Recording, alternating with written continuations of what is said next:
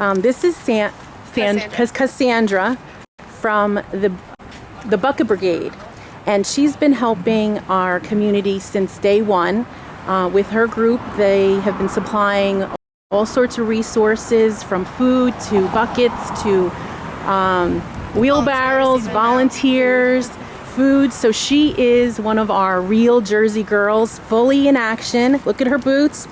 She's got them on. She's ready to go. Boots and the gloves don't lie. She's a real Jersey girl. She's got the sand in between her fingers and her toes, and she's making a difference. She's been here since day one, really making a difference. So Cassandra, can you just tell me exactly where we are, that it's been 2 months since Superstorm Sandy had hit us? You could just give me maybe a brief update on where we are as a community. It's 2 months in, and people in Ortley are nervous. Their houses are still apart, their lives are still apart. I think that we're starting to get electricity now in Ortley, which is a good thing, but with that becomes more concerns. If we have electricity, are we going to have fires? If we have electricity, is that going to mean people assume everything's fine? Obviously, it's not. The first day that they turned Pelican Island back on, about 2 weeks ago, there was a fire because of a refrigerator motor that had been submerged, and no one thought to unplug the refrigerator. How many cases like that are we going to see here? People are kind of afraid to have any hopes. We're worried about FEMA regulations, about the height of rebuilding. We're worried about January 7th, tomorrow. The island's going to be open. There's going to be people on Seaside till 10 p.m. What does that mean for us in Ortley? People are very nervous. The police, they're doing everything they can to make sure people's homes are safe, even in their absence. But, there's no handbook for this, and I think that's been pretty much the feeling since day one. There's no handbook. We're not making it up as we go along. We're trying to see, look at other storms, other places that have had these things and learn lessons.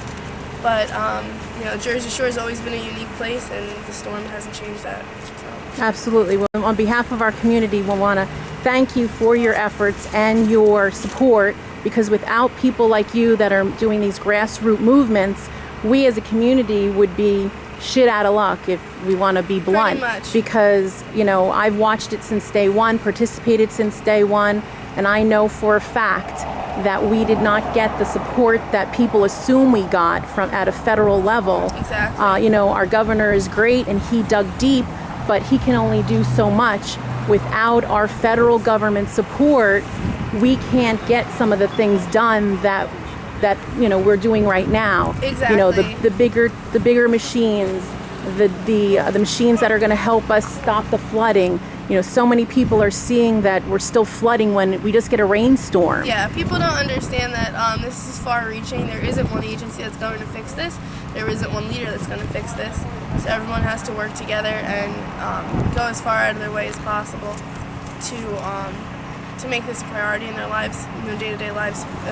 I tell everybody there's a way you can help. You just haven't found it yet, or whatever it is. There's graphic designers making signs that, like Ortley Strong, that promote people, promote pride in your community. There are I keep saying make a phone call. Blue Wave. They make T-shirts and they give money out. I mean, everybody, whatever your niche is, there's a way to help through that. If you like making soup, make us a pot of soup. Whatever it is, we'll find a way to use it. Well, thank you so much. Keep up the great work. Thank you. So Tom, tell me what I'm seeing. That's the water line and how high the water was, and we're in the middle of the island, in between the two highways. You're in between the two highways. So when we heard our governor talk about the house that went down the road, literally on Route 35, we're in between that location, correct? Yes. So the water line that you're seeing here is how high the water came up in the middle of the island. Just so you guys know, we're at the central location for the Bucket Brigade, who has been here since day one, helping our community, digging deep as Jersey boy and girls do. We dig deep and we help our community, we help one another. They've been supplying